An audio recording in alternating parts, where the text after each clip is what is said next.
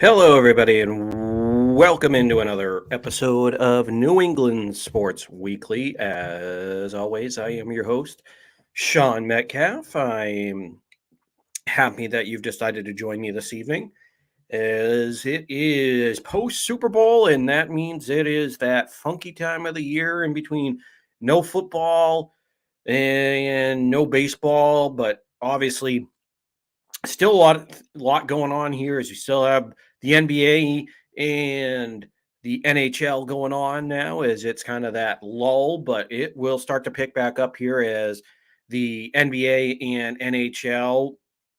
Actually, the NHL has already had their All-Star game, but the NBA is having their All-Star game here shortly. So, in the NHL is going to have their trade deadline as the NBA already had theirs. So, once we get past those two deadlines for both of these leagues, we will get to the home stretch into the playoff run. So things will heat up here pretty quick.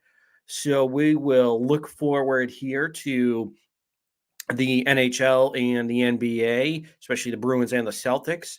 And of course, a lot else going on here in New England sports and out in sports in general, as it's been no lack of excitement here. And of course, we are getting towards where there usually would be pitchers and catchers, but of course, baseball has to be the turd in the punch bowl. And I mean, the front office of Major League Baseball has to just absolutely take a dump in your mouth and just say, nope, we're not going to start on time. Hey, maybe it might be May, maybe it might be June, it might be July, hell, it might be August. We don't know, but we might have with this lockout might be like 1994 all over again, except for there won't be a season. So, yep, that's gonna be fun. But again, no lack of news, as it's gonna be jam packed here, all episode long, and we'll jump right into the out of the box segment as the Boston Celtics have been absolutely streaking as they have won 9 in a row. And this coming after the trade deadline 3 games ago, where they picked up old friend Daniel Tice. Wasn't a major move. Then they picked up Derrick White, the point guard from the San Antonio Spurs. So they traded away Romeo Langford. And Romeo Langford was one of those pieces that you heard a lot about, who was kind of a ghost, so to say, as far as the legend was there. The legend of, oh, this guy could be another one of those young developing pieces that you give him a couple of years, he could show up, and it's been 3-4 years now, maybe 3 at this point, and it just seems like every year it's like, what's going to happen with Romeo? Is he ever going to actually make an impact on this team? Never did. And you really never ever heard of him. Like, I would probably get 1 or 2 updates over the last couple of years that would actually say something about Romeo positively. And now he is shipped off to San Antonio, and Derrick White is in town, and he has already made a pretty positive impact on this Celtics team. So the Celtics wheeling and dealing as they also sent out Bol out of town. But really, a lot of the moves were just kind of moving the cap space around, moving money around. But the Daniel Tice and especially the Derrick White trades really were good for this Boston Celtics team, as they, instead of what Danny Ainge would do, have a million players, stash a million guys. Not that that's not always a good, bad idea to do that. It's just more from the standpoint that you have 12, you have 15 guys that you can rotate in and out, and then it's okay, let's just cut this roster down to maybe not playoff size at the time at right now, but let's just kind of maybe shorten the rotation a little bit. Let's try to maybe shorten this down to 10 guys at this time instead of having those 12, 13 players. 15, obviously, I know you can't have all those active at once, but you know what I mean as far as having 15, 16 guys, having those rotation guys that are up here in Maine playing for the Maine Celtics. I was going to call them the Red Claws, but that changed. So we all know what's going on. We all know that the Celtics have had problems here over the last 3 or 4 years when Danny Ainge was running the team, just having a lot of kind of quote unquote promising young players behind the superstars in Tatum and Brown. Nothing ever panned out, but it seems like Brad Stevens is cutting off the fat here at this trade deadline in his first year, and I actually don't mind it. Don't mind it at all from what Brad has been doing early. Still seen to be what's going to improve over this long haul. But in the short term, I like what Brad's done. And the Boston Bruins have kind of hit the skids here a little bit as after that 6-game suspension came down to Brad Marchand and Patrice Bergeron was out, and actually today we just found out that it was a laceration to the forehead, which that probably explains why he hasn't been back in a little bit. But it sounds like things might be on the more bright side here for the Boston Bruins, as it looks as though Patrice Bergeron may be on the comeback here, but things just haven't been going great for the Celtics here. As we talked about last week, Tuukka Rask announced the retirement. Brad Marchand ended up with the 6-game suspension, and it's just been so up and down. It just seems like the Boston Bruins are kind of on we'll put it the Boston Celtics from early on in the season, because for a while there, the Bruins had ripped off 8 out of 9 wins. They were on a pretty good streak going through January. It looked like they were going to just cruise maybe into that third, fourth spot in the playoffs. And now over the last, let's say since January 24th, they are 3 and 3. They're actually 3 and 6. So they've really hit the skids. And of course, obviously, some of that has been since that Brad Marchand suspension. So you're not bereft of your top talent, so to say, with Patrice Bergeron and Marchand. So that's going to really hinder you. So can't really say that that you couldn't see that one coming. As soon as you knew the suspension and Bergeron's injury came, you knew this was going to happen. It's just basically going to be Pasternak, and then the rest of the team. Of course, you throw you just throw in the rest of that team. Sorry about that. I'm choking here. Just kind of like the Bengals did down the stretch. I'm just kidding. But anyway, so it'll be interesting to see how things go here for the Boston Bruins. But things are not looking up now, as like I said, they've lost 3 of their last 4 games here. Now they're just trying to get back on the winning way. And the New England Patriots, who we already know are bereft of coaches, they are kind of in that limbo mode. So we'll talk about what's going to happen here in the offseason with the New England Patriots, what to look forward to with their coaching staff, as well as what to look forward to in the offseason with a lot of their moves to see what you can do on offense and do on defense. But that is that's just the tip of the iceberg here, because there's a lot of other things going on between Major League Baseball and the Olympics. So it's going to be a jam-packed show here, folks. We'll try to get to as much of it as we can. Now, as we just mentioned, the New England Patriots are into the offseason after he's going to call them St. Louis, the Los Angeles Rams. Geez, they haven't been in St. Louis since 2016. It's been 6-7 years. But anyways, the Los Angeles Rams had defeated the Cincinnati Bengals in Super Bowl 56, and what was an actually pretty decent game. I mean, it wasn't, I'm not going to put it in the all-time classic mode, but it wasn't a disappointing game. I'll give them that. I did have a little bit of fear here, even though I picked the Bengals to win, that I thought maybe there was a chance there that Joe Burrow and some of these young players just the light might be too bright. But no, that wasn't the case. And actually, until Joe Burrow hurt his knee late in that fourth quarter, it seemed like as though the Bengals might actually have a chance to win that game over the Rams. It wasn't perfect, but they had a chance until he hurt his knee, and when he came back after that next series, it just he wasn't bad, it just wasn't the same. So the Rams defeating the Bengals in Super Bowl 56 sets us into the offseason. Now, hopefully, it won't be as ugly of an offseason as it was watching 50 Cent hang from the fake rafters like he did in the club video from I think it was '05. But yeah, that Jesus. I met my brother showed me the meme. I'm sure everybody's seen it now.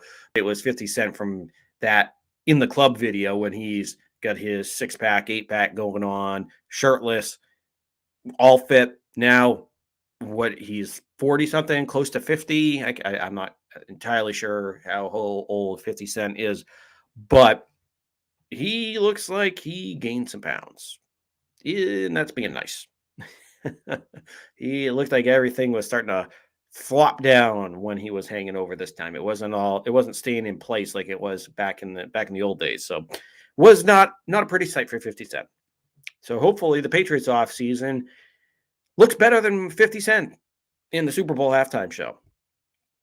But as we look at how things have started to unfold already, obviously we haven't gotten into the player movement. That will start here when we get towards March, towards the free agency period.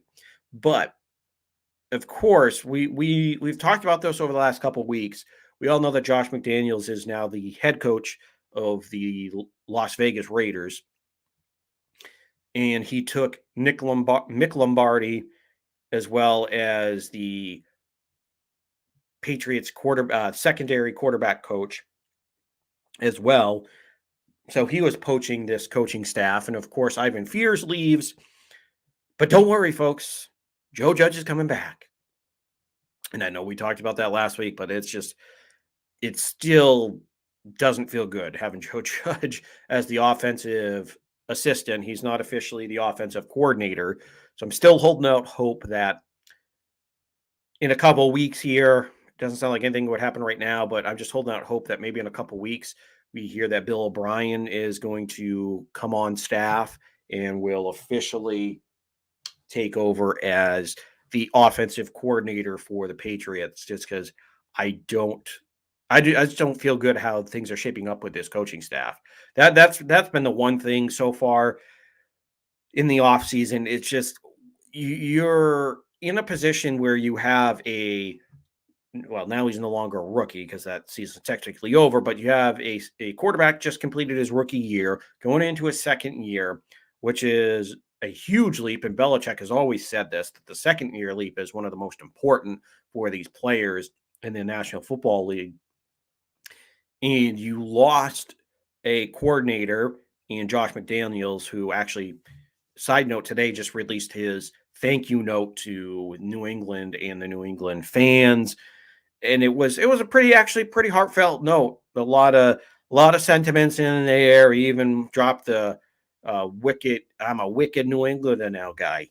He dropped that in on us. So hey, I mean, I'm not gonna I love the guy. I thought he was a really good offensive coordinator, and I know he catches crap from probably about 30, 45%, somewhere in that neighborhood. I don't know the exact, I'd have to put out a poll here and see, but I know he does catch a lot of crap from a vocal minority of some of the fan base out there who's not happy with how some of it's gone. But I'm not going to rehash the last couple episodes here of New England Sports Weekly, where I know I've gone over this ad nauseum. But still, when it comes to Josh McDaniels, just what I would say is be careful what you wish for as far as kicking him to the curb, per se, now that he's out in Vegas. Because, like I just talked about, you need to have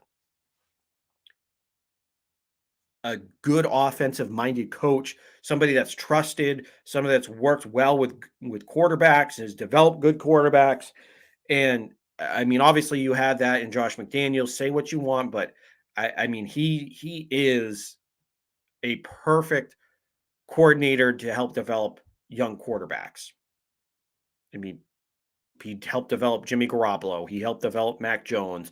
He helped develop Jacoby Brissett to a certain extent, where he was a project and now he's a solid, serviceable backup.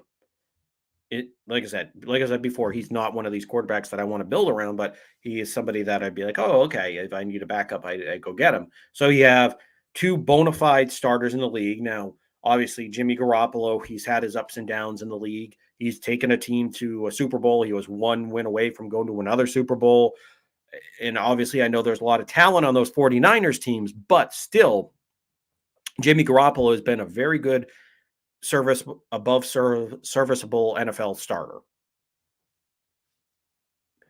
So Josh McDaniels has developed quarterbacks, and obviously, I know Brady is in a different category of his own. He wasn't the project that McDaniels had to work on, but Brady always had glowing reports of Josh McDaniels. He loved working with Josh. I know there was that year or 2 year stretch there where there were reports that there might have been a little bit of animosity, a little bit of kind of hard feelings there between Brady and McDaniels just for a little bit, but it seemed like things might have gotten repaired there. I mean, as far as Brady has even talked about in his documentaries that he still respects Josh and he loves Josh. So, of course, we all know how that worked with that relationship. So, point being is that you had a really good offensive coordinator that is gone now, and he took some of the coaching with him. And now you are relying on Joe Judge, who, yes, he's no longer a head coach, so you don't have to worry about him sabotaging the whole team. But from the standpoint of he's your de facto offensive coordinator, and now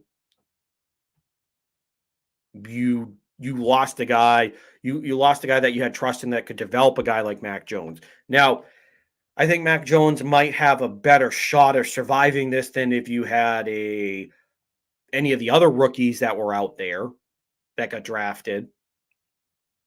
Throw in your Trevor Lawrence, your Justin Fields, your Trey Lances, your Davis Mills, any of those guys that are just popping right off at the top of my head, just because a lot of those other guys, it seemed like they got plopped into situations and they didn't perform as well. And I know some of them have different situations, but the point being is that Mac Jones is very, very intelligent.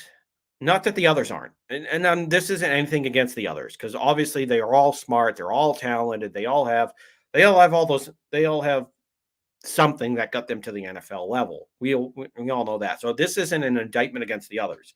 My point being here is that Mac Jones looking at Mac individually, the reason why I feel okay, not that I feel great about the whole coaching situation, but the reason why I feel okay about it is that Mac Jones seems like he's got his head on screwed on right. He's very smart. He's very cerebral. He's one of those Brady, Manning, Roger-esque ones where he's able to diagnose things before the plays even happen. So he's one of those very smart intellectual quarterbacks that he's not relying on his athletic ability to get things done. So from that standpoint, I'm not upset with how things are going. I'm not entirely worried. I probably am 40% worried with how things are going, as far as how it could go for Mac. Maybe I wouldn't go 50-50 yet, but there's moderate concern that I have. I'll put it that way, moderate concern. And it's more because you lost a lot of the coaching staff. What are you going to do? And it just seems like Belichick is not that he doesn't have a plan. Of course, he has his own plan. We might not like it. I sure as hell don't like his plan right now. I think you're just kind of feels like you're just throwing dice on the floor and seeing where it goes, throwing crap up against the wall and hoping something sticks here. And honestly, right now, I don't think anything is truly stuck because, like I said, you lost a lot of coaches. I have no faith in Joe Judge at this point. At this point, I'd rather see Troy Brown, who's the assistant wide receivers coach. Probably he's going to go up to being the wide receivers coach. Hell, I'd rather see Troy Brown be the offensive coordinator. He played in this offense for such a long time. He's been around this offense for such a long time. I'd rather see Troy Brown do it. But hey, what do I know? It's just concerning how things have developed.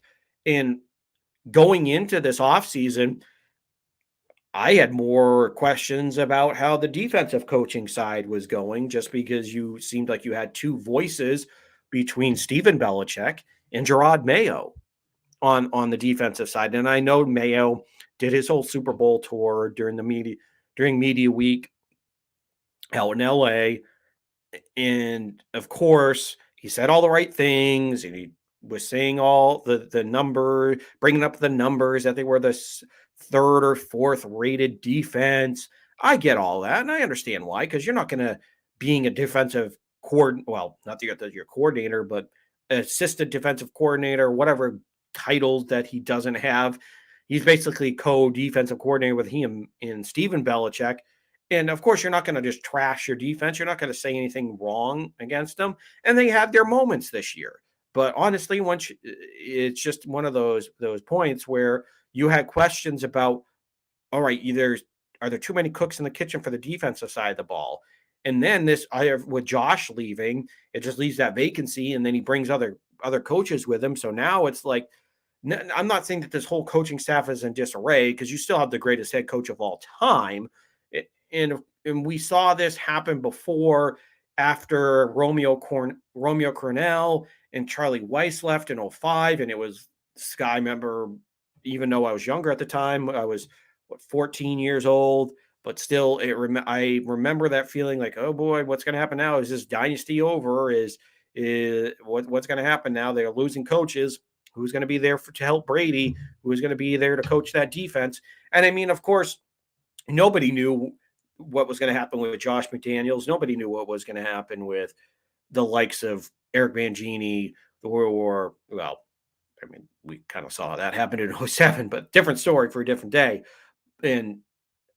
But the point being is that they had NFL caliber coaches there. It wasn't just, all right, this is kind of a experiment type of situation with a coach.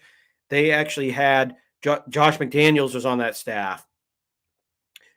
Bill O'Brien was there. They had a lot of future coaches that were on that staff. And of course, at the time, you're like, you don't know. So I'm not saying that we can't see this again, but to me, it just feels a little bit different this time with Josh taking some of those coaches out to Vegas. So I'm just not happy with how things are going with this coaching staff right now, past Belichick. Of course, with Belichick there, he's the anchor, he's the rock, he's the greatest of all time. But still, at 69 years old, how much of this do you really want to take on? How much should he really take on? That's what worries me there is he's getting up there in age, he's getting older. So what can you really depend on or not depend on, but how much do you really want Belichick to have all on his plate and not delegate it to anybody else? That's what worries me. And I know he has Matt Patricia playing that Ernie Adams role. There's been speculation, maybe he could come down to the sideline, be on the defensive side of the ball, or even some of the rumors, he could help with offense. But it's like both he and with Matt Patricia and Joe Judge, with their track record or lack of track record with offenses, with Patricia in Detroit and Joe Judge in New York. No, I don't feel great about that. I don't want them touching the offensive side of the football. It's just kind of it's strange, it's odd. So like I said, I'm holding out hope that Bill O'Brien will come walking through that door one of these days. I really do. I really, really do. Because or else this coaching staff might be in for a rude awakening. Because like I said, I don't think Belichick can do this all by himself. So we'll see how it goes. Keep your fingers crossed, folks, for Bill O'Brien to be walking through that door, or another experienced offensive coordinator or somebody that you feel confident in. And please, God, do not be Adam Gase. Those rumors just made me want to vomit everywhere. No, thank you. No, thank you at all. Now, on to the other portion of the Patriots offseason, or at least we'll start to talk about things here, is because we'll have a whole month, 2 months, as far as leading into free agency, leading into the draft. And of course, past those, we'll talk about some other things too. But we'll have this 2 month span here between free agency and the draft where things will start to come together here for the Patriots. So, looking at things now as they stand, I know that what's kind of been bugging me in the early goings is people just want to hit that microwave button. They want to have everything done right now as far as with this Patriots franchise. To me, you're still in year 2 of depending on how you want to look at it, to me, it's a 2 to 3 year rebuild. Probably more likely a 3 year. That when I look at this, I really thought 3 year, because you have to find the quarterback, which you did in Mac. So you got the hardest part out of the way last year. At least it looks that way early on in Mac's career. And of course, then it comes down to filling out your holes, filling out the talent gap. So usually for me, I always say somewhere within that 2 to 3 year period, depending on what your team looks like. And just because the lack of talent that the Patriots had after a lot of their veterans had left or retired, or their lack of not finding people in the draft, it was coming back to finally haunt them here. And it looks as though they're starting to get back into refilling that. Obviously, they had the bumper crop of rookies and free agents last year where everything looks as though they've kind of gotten back to level. They've gotten back to at least kind of filling some of their major needs. Like I said, quarterback, they got Christian Barmore, they got Ramondre Stevens, they have okay to solid receivers.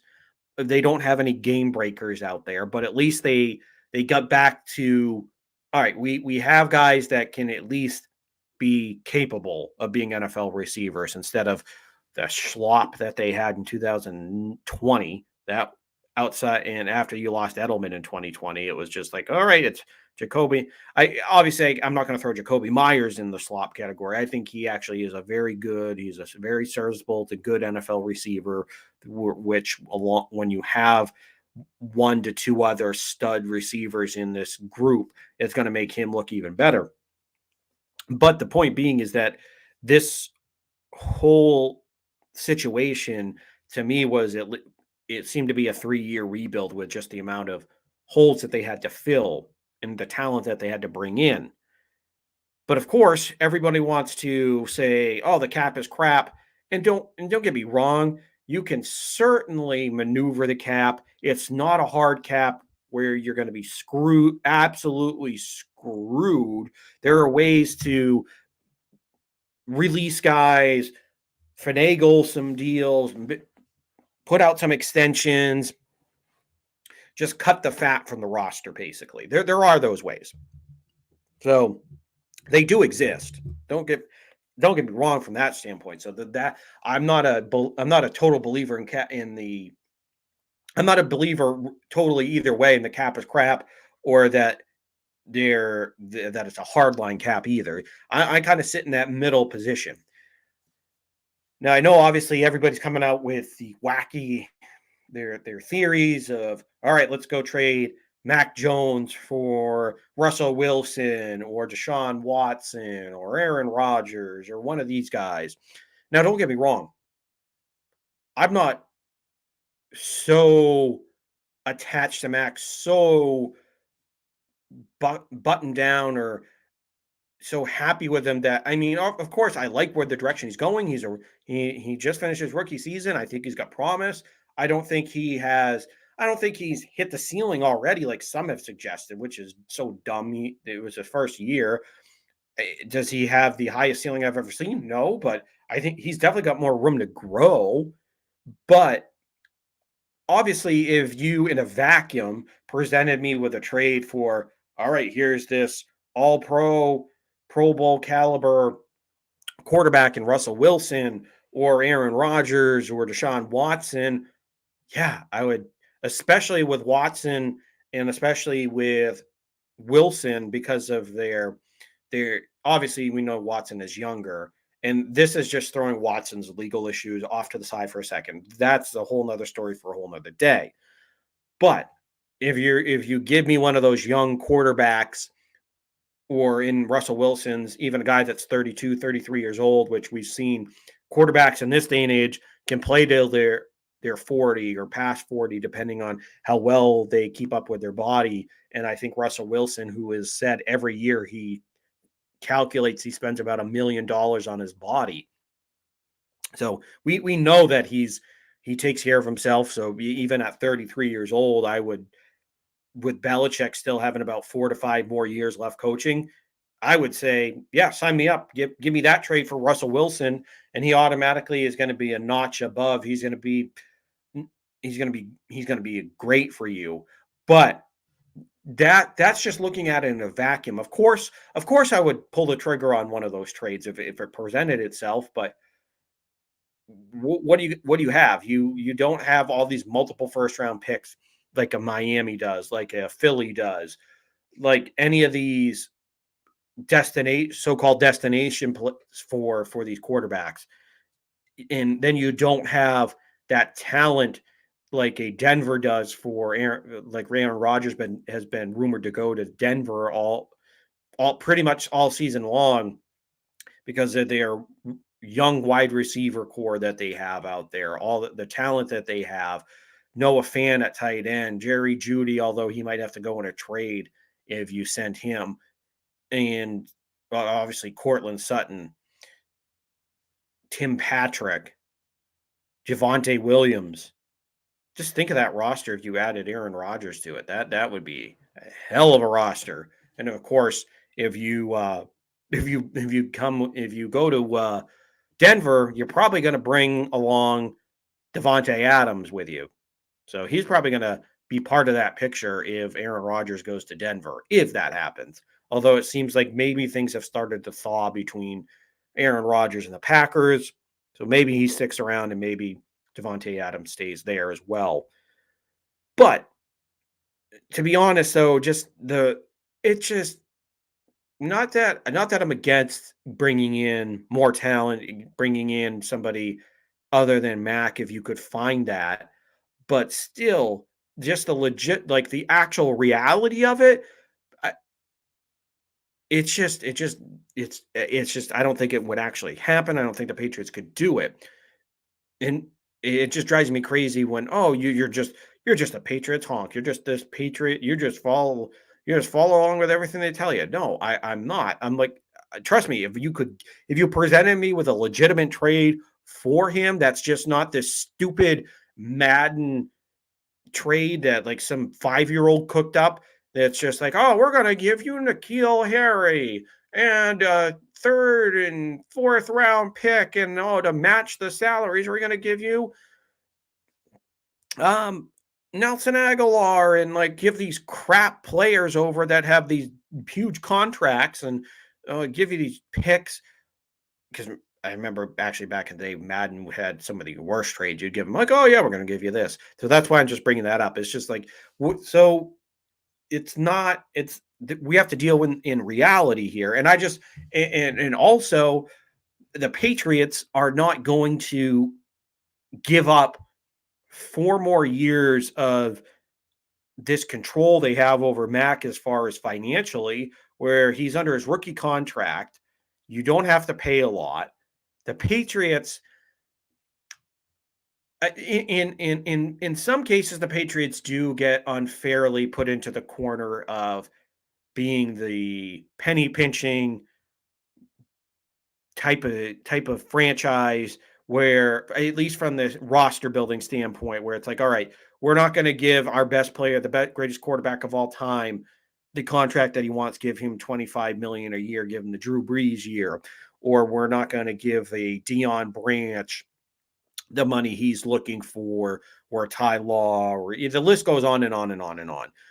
But of course, there have been situations where they pay top of the line dollar for Logan Mankins, pay top of the line dollar for Vince Wilfork, pay top of the line dollar to obviously Rob Gronkowski, to Stephon Gilmore.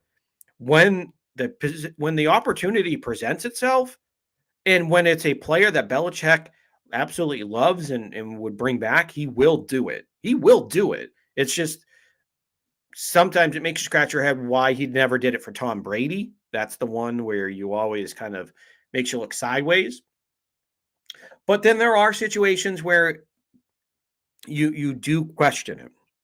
So this might be one of those, and this is one of those situations where you don't question it, but you understand why. Because if the Patriots are trying to build from the first to the 53 men on the roster, then having Mac Jones on his rookie deal gives you all that flexibility. And Mac Jones, well, he may not be have the greatest rocket arm ever. I still think he's very capable. We all know he fits in well with this Patriots team as far as being that the thinker, the cerebral type of quarterback where he's able to diagnose things. So from that standpoint, Belichick isn't going to give up that financial flexibility with a quarterback that he, at this point in time, probably has built up some good trust with, and seeing how he played in his rookie year. So I think this is a good situation to have if you're the Patriots as far as where Mac is. Now, again, I'm not going to sit here and say, oh, if that trade ever came up, that I'm going to say, no, never do it. I'm not one of the, trust me, I've seen those fans that are just dogged Mac Jones defenders, dogged fans where they're like, no, this is the guy. Everything that Belichick has ever done is correct. You have to keep Mac Jones. No, I'm not going to stand there and say that, because if, like I said, if Seattle came to me tomorrow and said, all right, give me Mac Jones for Russell Wilson straight up, I'd say, all right, take Mac. Yeah, he might develop into a Hall of Fame quarterback, which obviously in that stint from then you might be like, all right, maybe not, maybe in hindsight, maybe not the greatest. But if you bring in a quarterback that's already won a Super Bowl, and Russell Wilson is a perennial Pro Bowler and is in the discussion of being an All-Pro in some of these past few years, and he's stuck out in Seattle where, yes, he has a lot better receiving weapons as far as DK Metcalf and Tyler Lockett, but all they want to do is run the ball out in Seattle. And I'm talking more than what New England does. It just seems like they had probably like a fleeting moment of over the last year or so where it was, all right, we'll pass a million times. And then it went to, oh, we'll run the ball, which if you have more of a balance, because I think this, to this point in his career, Russell Wilson has become much better a passer than the Seahawks ever thought he probably would be. And to go back to the 2012, 2013 Seahawks, even though won them a Super Bowl, but they had a lot better defense than they ever did, to kind of go back to that, all right, we're just kind of going to run the ball, control the game type of situation more times than not. That's where I think you're wasting the talent of Russell Wilson from that standpoint. So, and I know we're kind of going off the rails here talking about Russell, but that's my point here, is that I love Mac. I want him to be the long-term starter. And unless you give me a Russell Wilson, unless you give me a Deshaun Watson or a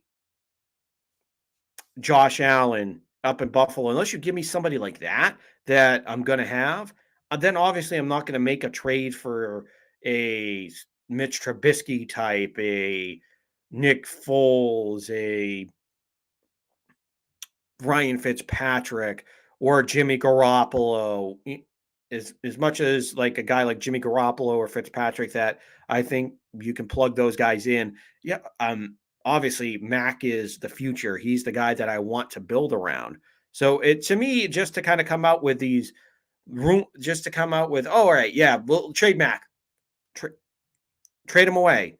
No, that's just dumb. To me, it's just, Why would you trade away an asset like Mac Jones, who is a young quarterback under team control? You can build around him. And then if you want to go out and spend a lot of that free agent money, you want to go do what the Rams did and bring in the talent, and go ahead and do it that way. Use your draft picks to get proven commodities. Now, that's where I'm on board with what some of these people have said as far as if you want to bring in proven commodities, go right ahead. Like, to me, I would, in a heartbeat, I would trade away my first round pick if I went to Atlanta and I found out that I could get Calvin Ridley, who obviously there's rumors that he wants out of Atlanta, and of course he's been dealing with some mental health issues. But it seems like in the last couple of days there have been some reports that he might have he might be back on track as far as ready to go for next season. He's kind of figured his things out. So it looks like he wants to play football again. So if he wants to play football, this is a guy this is only going to be his 5th year. So he's still young. This is a guy that he and Matt can grow with. And this could be a boon for the Patriots if they go out and trade him. So those are the type of situations where you go out and you get those proven NFL players like the Rams did when they went out and got Jalen Ramsey. Now, yes, the cost was high. You gave up 2 first-round picks, and I think there was maybe 2 seconds or a second and another pick that was thrown in there. Yes, that's a high cost, but you get some of those proven players. And this is the balancing act that you have to play, which this is where it just irritates me. It's like, all right, yes, I would do these types of trades as far as go get a Calvin Ridley. If there was a Jalen Ramsey out there available, those veteran players veteran players or those younger veterans like a Ridley has been around for a little bit. Yes, those are the types of things that if those situations present themselves, but I'm not just going to go throwing away all of my draft, because you also have to keep in mind that unless these players you're trading for are cheap at the moment, then you're not you do have to look at the cap in that way. Because yes, you can fluctuate the cap, you can play around with it, but it's still not an unlimited amount. This isn't Major League Baseball. You have to at some point be under the cap, or at least be able to not be 50, 70, 80, 90 million dollars over. You have to find ways of at least somewhat being close to that cap amount. So you can't just go out and get go get Russell Wilson who's making 35, 40 million dollars. All right, then I want to go get Calvin Ridley, or I want to go sign Devontae Adams, sign all these guys. So this is where you have to you have to pick and choose which avenue you want to go down here. So this is where I think you got to keep Mac Jones. He is the future of this team. And this is where I'd rather see them go out and retain JC Jackson, keep him in the fold. You might have to franchise tag him, which I think would be in the neighborhood of $17 million for the year. So it's not going to be cheap to keep him, but then maybe you give him the franchise tag. He might not like it at first, but maybe you're able to work out a long-term extension with JC if in that situation. So obviously that's going to eat up a lot right there. And as much as I want a Devontae Adams, a Chris Godwin, that's going to cost you a lot of money. And I don't know if they'd have that cap space. Now, obviously, if you rework some deals, you could fall into that situation. Now, and I don't think Devontae Adams is going to be a realistic target anyways, because he's going to be 20 million. He is going to be absurdly expensive as far as wide receivers go. And of course, obviously he's going to be worth pretty much every penny. He's arguably the best wide receiver in the league, along with Cooper Kupp, DeAndre Hopkins, Justin Jefferson. I still would probably take Adams over Kupp, but it's very close. So the point being is that he's in the conversation for the best in the league. So he's not going to come cheap. And he's probably going to follow Aaron Rodgers, to be honest, wherever he goes, because Rodgers is probably going to have 3-4 years left at this point. So I think he'll if he stays in Green Bay, that's going to be. I think Green Bay will just pony up the money for Devontae Adams, or if he goes to Denver, I think Denver will probably end up signing Devontae Adams. But even if he doesn't follow Adams, I don't know what the allure would be for Devontae Adams to come here unless they obviously overload the bank and they back up the Brinks trucks. But I don't see that happening. So I'd like to see them go after Chris Godwin is still going to be expensive. He's probably going to be in that 14, 15, $16 million range. So it's going to be expensive to bring in Chris Godwin, although he would be a perfect fit for this system. He played wonderfully with Tom Brady, and obviously Brady, this was the Patriots offense was Brady's offense. So it's pretty much all the same what they run. So I think he could fit in perfectly with this offense, fit perfectly with Mac. There's your number one receiver. So that would be somebody I would like to see them get. But that's in a pipe dream mode. So to me, you're going to have to find that number one receiver target in the draft. You're going to have to get him in that first, second round of the draft. And you're going to have to hunt more in the bargain bin as far as for wide receivers, because you're probably going to have to take a year off until probably that cap goes up to start spending on some of those top tier guys. Maybe one of the dark horses to watch would be a Mike Williams, the Chargers receiver. He's had some after it looked like he might have been a bust in the first round, these last couple of years, he has really come on strong. So I think if you bring him here to New England, I don't know if he's a true number one, but you upgrade the wide receiver core and maybe you still draft another young wide receiver as well. But obviously the top tier with the Devontae Adams and Chris Godwin's are the ones obviously I'd love to have, but again, that's a pipe dream, and I don't think that's actually going to happen. That's a lot of money, but maybe an Allen Robinson, but he's still going to be a lot of money. So to kind of fish in that pond, I don't think it's going to be realistic. I think you're going to have to go into the draft. And even in the draft, that's kind of been a crapshoot here when it comes to wide receiver. But again, this is where we'll talk about this as we get more towards the draft. I just don't think you can go into hiding when it comes to not picking receivers. You can't be gun shy as many times as, even though you've been burned over the last couple of times, you picked wide receivers higher in the draft. You have to go into that pool. You can't just ignore the position. So to me, the overall point here, and we'll get into this more as the offseason rolls along, is that the Patriots just, I just don't think you can go full fantasy mode here, because everybody wants to go fantasy. Oh, you're a fan. You shouldn't think like the team. You should think like a fan. You should try to think in those standpoints. But at the same time, I don't want to get my hopes up for going, oh, I'm going to sign 3 to 4 top tier guys that are going to be, and then go trade for 50 other guys and bring them all in and then set up this super team. I think everybody's kind of getting so infatuated with the way that the Rams won a Super Bowl, but at the same time, it's like, all right, how sustainable is this really going to be? That check is going to have to be paid sooner. Somebody's going to have to pay the bill sooner or later. Somebody's going to actually have to put their card down and actually pay it when it comes to the Los Angeles Rams.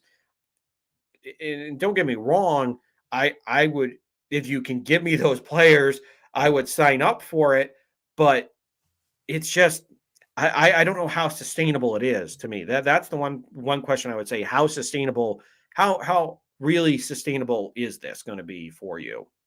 Because all right, you bring in a Ramsey, you bring in a Matthew Stafford, you bring in these top tier guys that cost a lot of money. All right, so when you have to pay that bill, you've lost multiple first round picks. You don't have another one for like 2-3 more years. You've lost second round picks. You lost third round picks. What are you going to do? Who are you going to bring in with these picks? This is where you kind of have to balance the trades, balance the free agents. It's all a balancing act from this standpoint. You can't just go all in on one strategy like a lot of people want to do now with how the Rams won a Super Bowl. I know there's more, like the old adage, there's more than one way to skin a cat. Yeah, I know there is, but to me, I prefer to take a balanced approach so you're not absolutely screwing the pooch when it comes 3, 4, 5 years down the road and you're absolutely up a creek without a paddle. Like I said, we'll get into this a lot more here in the coming weeks, in the coming months, as we get towards free agency and the draft. We'll really get into those situations and break those down as we move along. Now, as you mentioned off the top of the show as well, the Boston Celtics are streaking now. They've won 9 in a row, and they did make not a seismic move, but they made a pretty good move here in bringing in Derrick White, who has made an impact from the get-go. But I honestly, this is where I have to say I got to take a mea culpa here for my takes early on, because I know every week when we're talking about the Celtics, I know I would come on and it would be, all right, now this is the same old story, same old song and dance. It's the same thing every week. Oh, the Celtics just are kind of plodding along. They haven't really put anything together.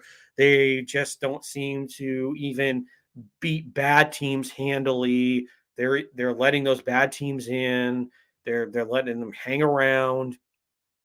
But the Celtics have won 9 in a row.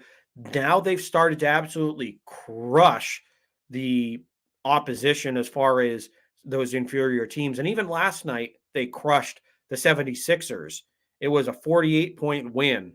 They scored, I believe it was 137, 136 points in that blowout win. Now, obviously, you didn't have James Harden, who just got traded to the 76ers. You didn't have a lot of their stars in that game. You did have Joel Embiid, but either due to an injury or due to some other situations. But still, you beat a Philadelphia team who is in the mix for one of the better teams in the conference. And of course, they shipped Ben Simmons over to the Brooklyn Nets. So now things have gotten shuffled around. So the East is looking a little bit more open, because I don't buy the Nets, especially after they traded Harden. You don't KD is dealing with some injuries, and of course Kyrie, he's an enigma. And of course, he can't play in his home stadium because the city of New York has that ordinance that won't let, if you're not vaccinated and you're coming into play, you can't, if you're not, or even if you're a home athlete, they don't make the exception for you. So that's something as far as when we're talking about Kyrie. So of course, Ben Simmons, still haven't seen his debut yet. It's supposed we'll see what happens there. He had the whole situation that he wasn't playing with Philly, so it's been interesting as far as how that trade deadline broke down and what's going on with the Celtics. But in amongst that, they won their 9 games. Like I said, Derrick White really has come out here and been that second point guard behind Marcus Smart. So really things have started to turn around here. And you have to ask yourself, are you going to buy into this? Are you going to are you going to take the bait on this? And I think I am. I think I'm going to take the bait, take the cheese, whatever you want to call it. But I think I'm going to maybe not buy in wholeheartedly that this is going to be a title contender per se. I'm not going to go that far, but I am going to buy into this team winning two playoff rounds and being in the mix for the 4th seed here. They're right on the heel. They're moving up that playoff ladder. They're now in 6th place. They've really kind of showed me something here, because as I mentioned earlier, they could never early on in the season beat up on those bad teams. They would always let those bad teams into these games. And now it just seems like they're putting their foot on the accelerator.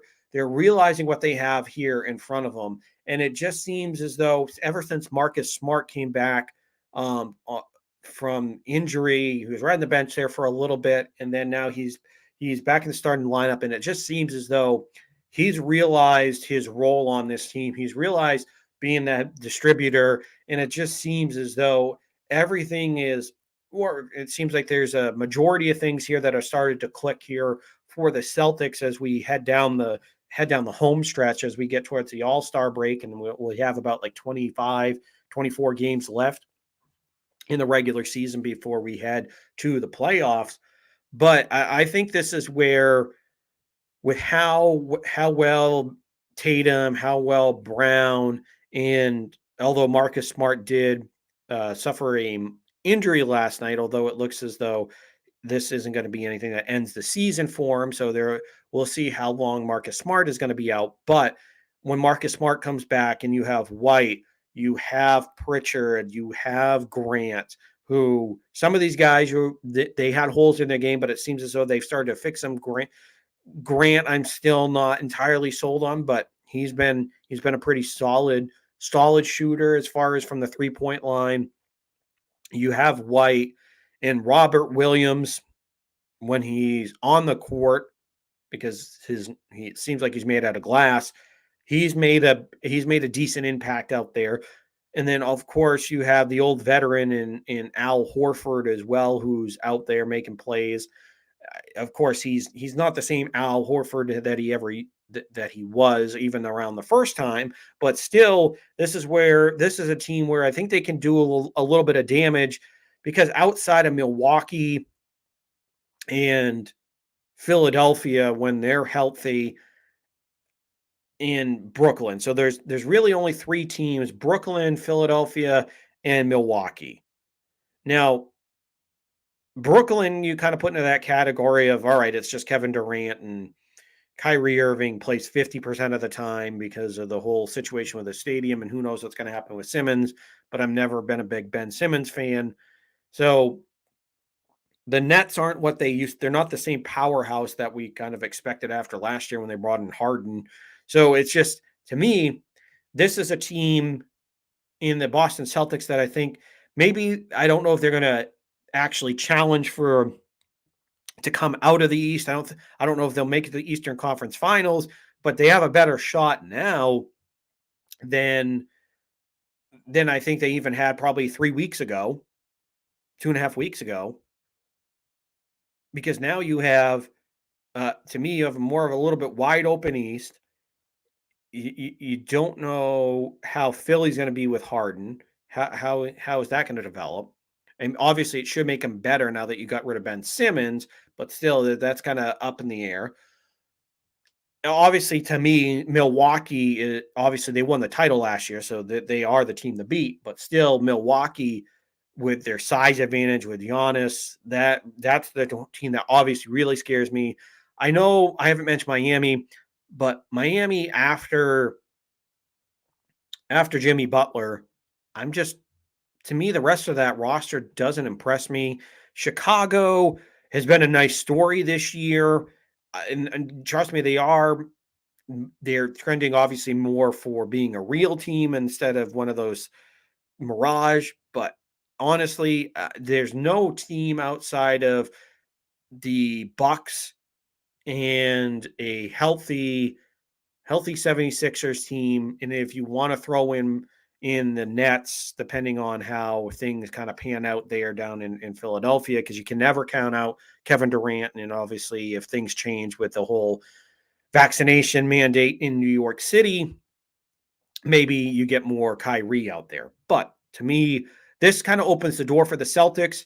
And Jason Tatum, in my opinion, he started to, you've seen him become more of that superstar that we wanted to see out of Jason Tatum, that we know that he's more of the, I wouldn't call him a complete alpha at this point, but you do see him taking over more games nowadays. You see him becoming that more of the leader of the team. He's taking up more responsibility, because remember, he's only 23 years old. This guy, he's still very, very young.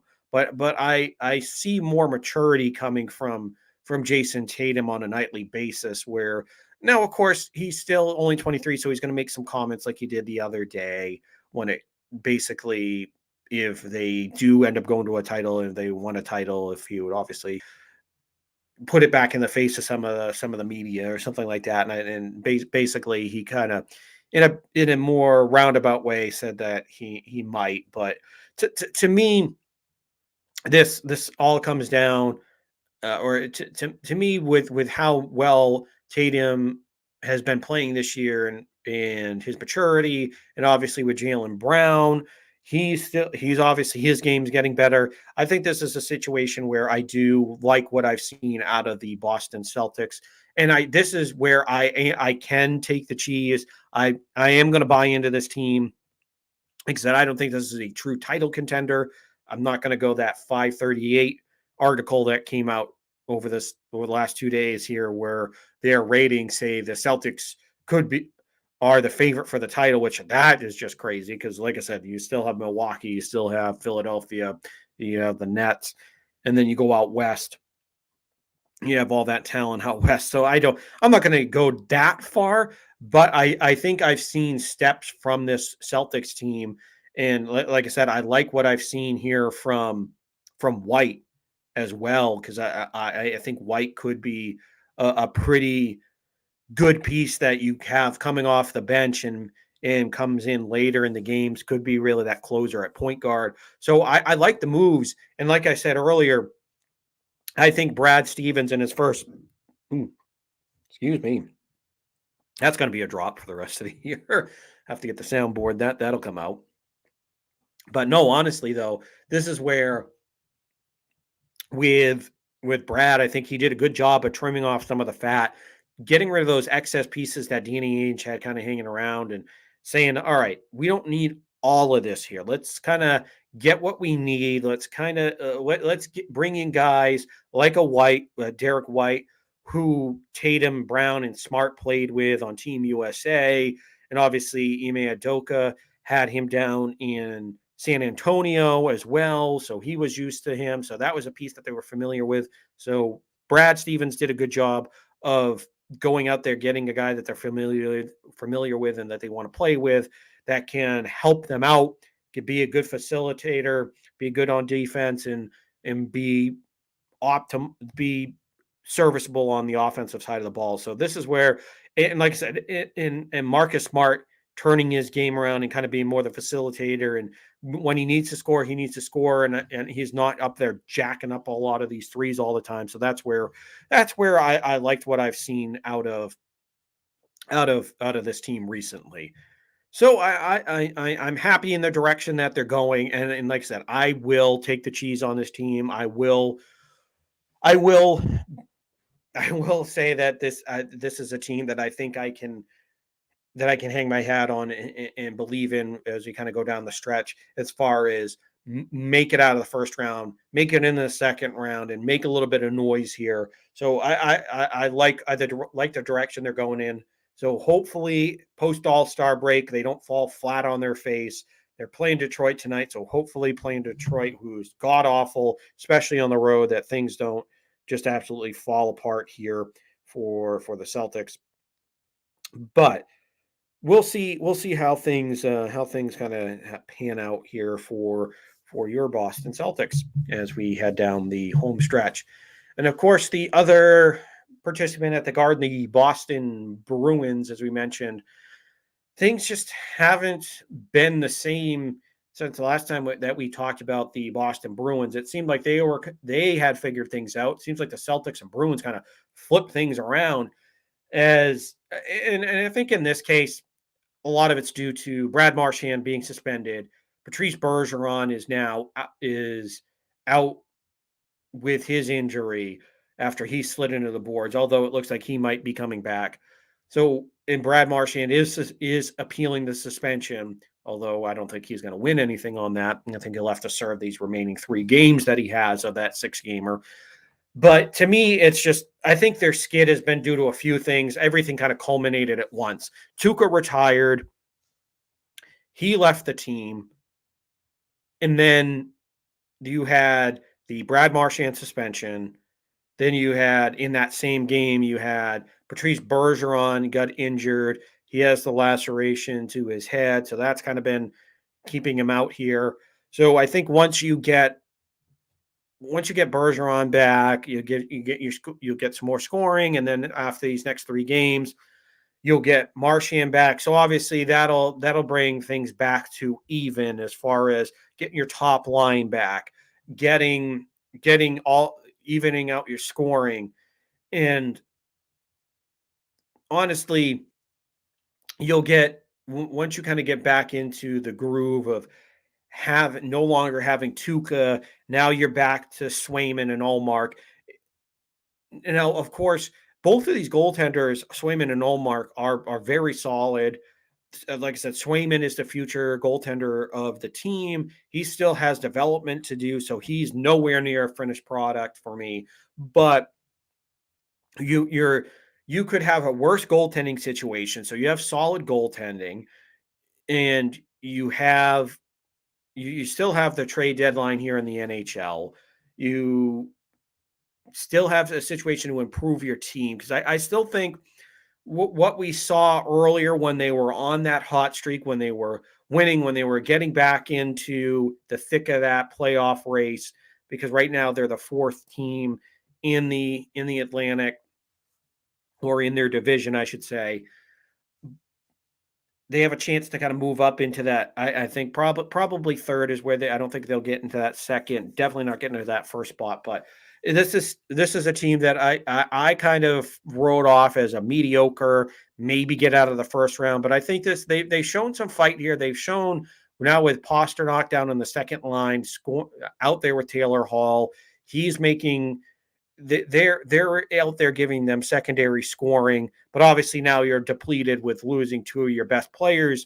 But I think once you get those back, I think you have some decent pieces. You have some good pieces where you could make more of a run, because I just wasn't sure how things were going to go when Krejci left, in Bruce Cassidy's unwillingness to break up that first line, which, trust me, for a while, I didn't want to see it broken up either, but just how things were going after that first line scoring, things just weren't really working out as far as getting more depth scoring wise. So you kind of had to break it up to get basically a partner in crime down there with Taylor Hall. So as far as I think you can get back to that point, I don't think this is unrecoverable where this isn't going to work. This won't be a good situation here for the Bruins. I just think you're kind of hitting the skids here a little bit because everything kind of culminated at once. But I think after you get to the All-Star break, after you or not that you I'm sorry, after you get through the trading deadline, after you get through that situation, I think you'll be in a good spot, or you'll be in a better spot here with the Boston Bruins. So I like where they're, or I should say, I think they are going to be in a better situation here in the next couple of weeks. I don't think this is going to be a prolonged situation for the Bruins. Now, here's something that is it's not New England related, but it's related to the sports world from the standpoint of the Olympics. Now, the story that I am referring to is the Russian figure skater, the bringing up her name here.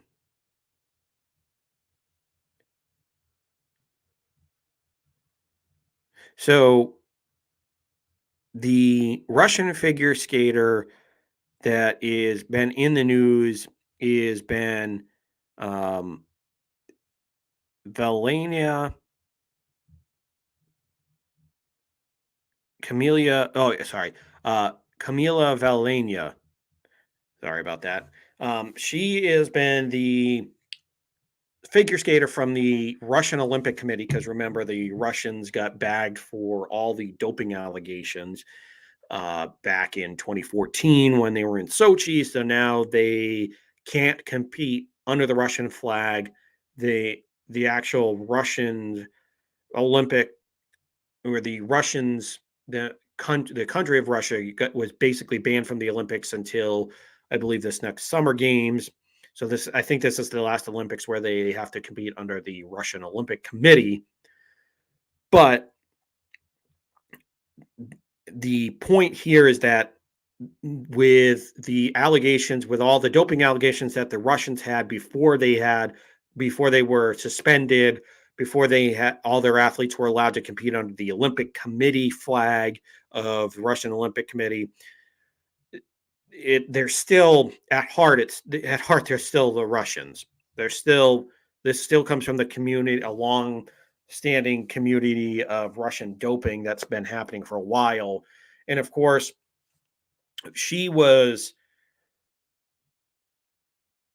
Valena was the whole situation is all screwy. She was originally suspended because of a doping allegation or a performance enhancing drug allegation for a medication that apparently was a medication that her grandfather took. It wasn't like a steroid, but it was basically it slows your heart rate down, slows some of those functions down, kind of allows you to get more focused, be more intense instead of kind of being all hyped up, being all nervous and kind of calming that system down. So they looked at it as so it is on the Olympic Committee's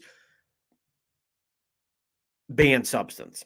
So she was originally suspended from competing because she had that suspension before the Olympics. Then there's the whole fiasco where whether she'd be able to compete here, and then she was allowed to. Then when she got here, there was thought that she wasn't going to be able to compete. She competed in a team event.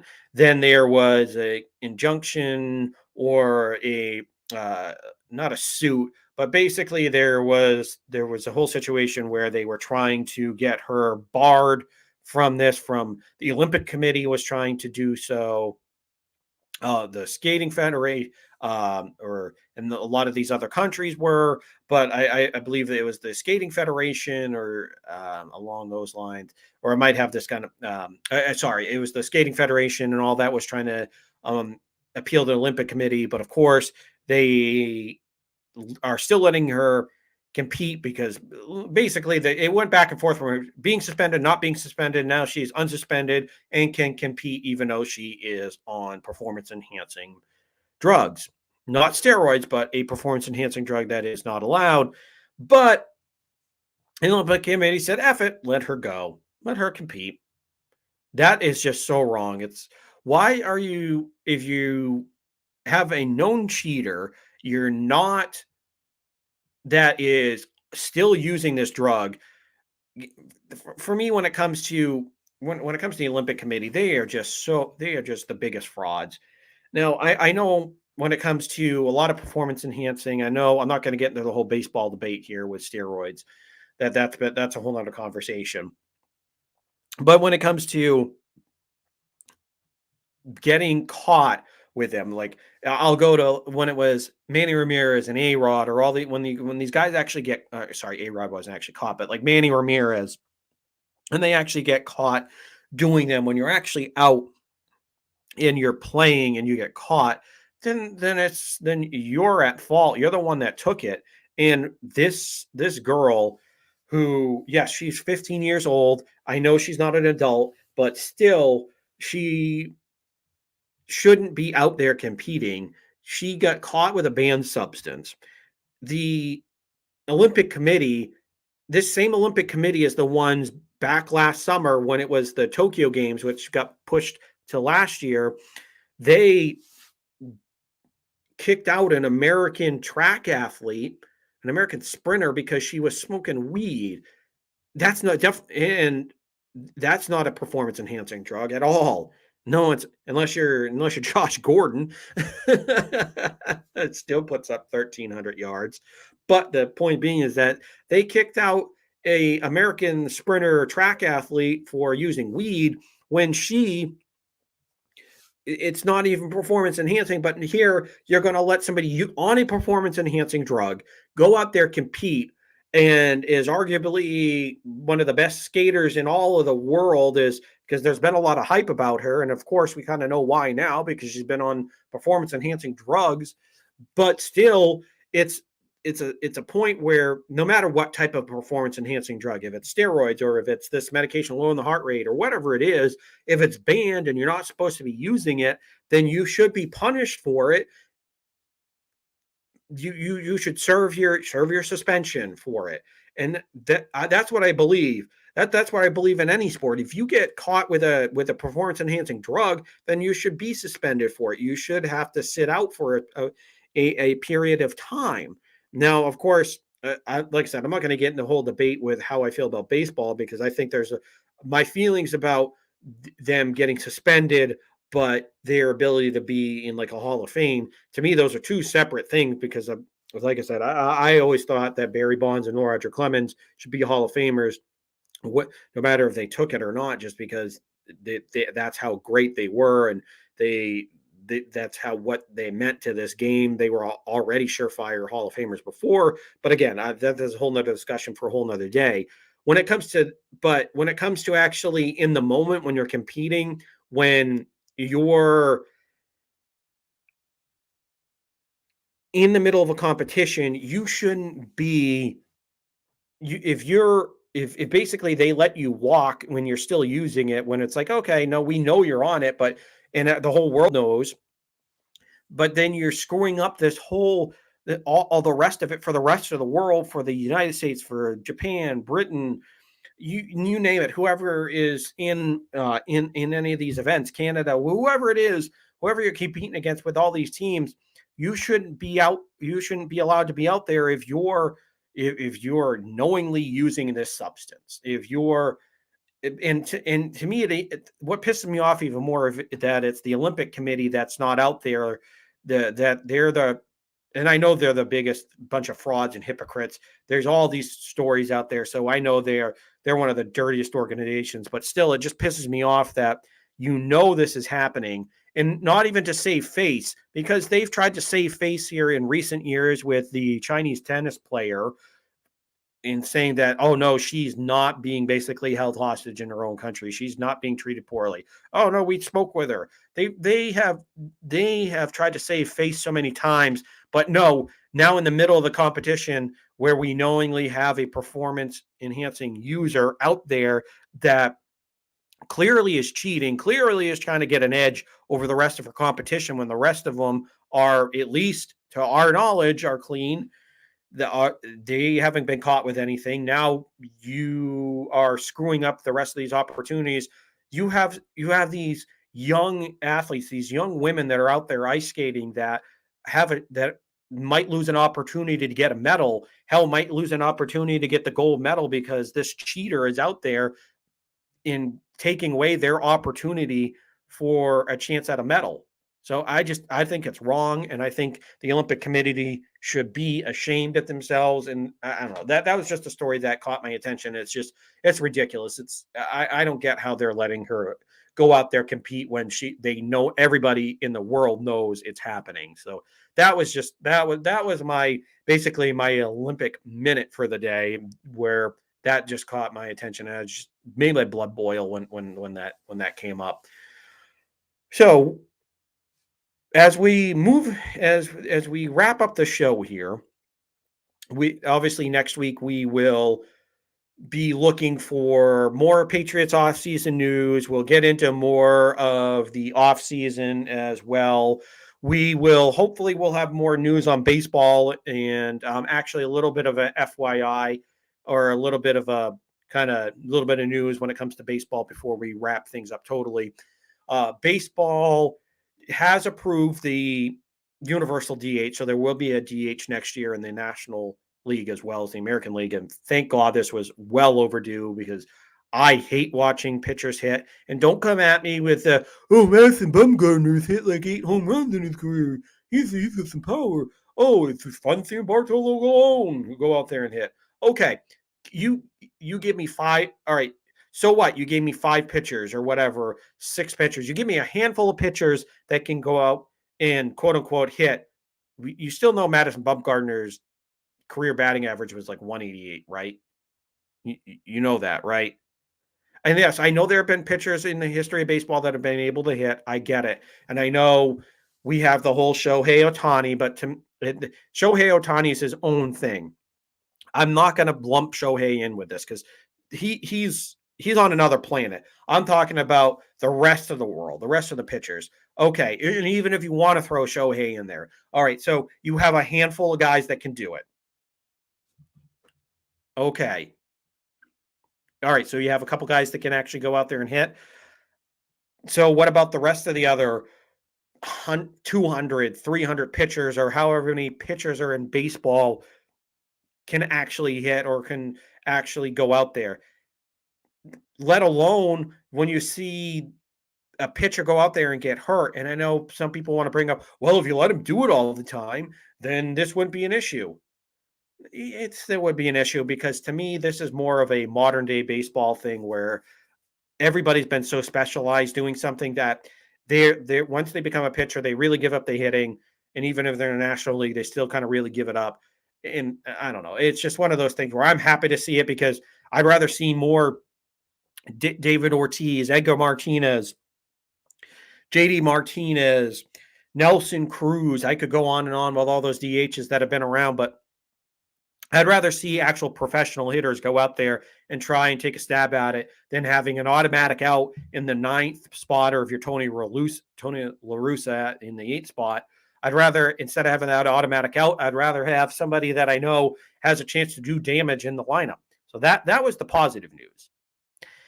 But baseball still in deadlock. They still have not come to any agreement. They still haven't even come close to coming up with any situation. It just seems like baseball is the MLB front office is dragging their ass here.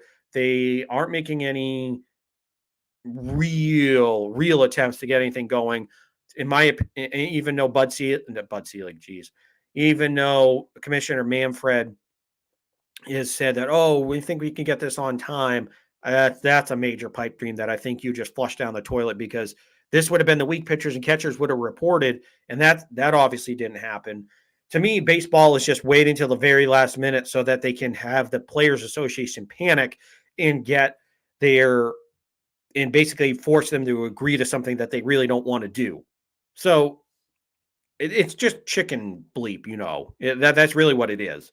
What the MLB front office is doing, because listen, I'm upset with both parties. I'm not sticking up for the players.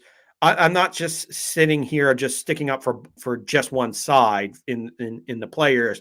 Where I think this is a situation where, honestly, though, I think the players have more of a leg to stand on.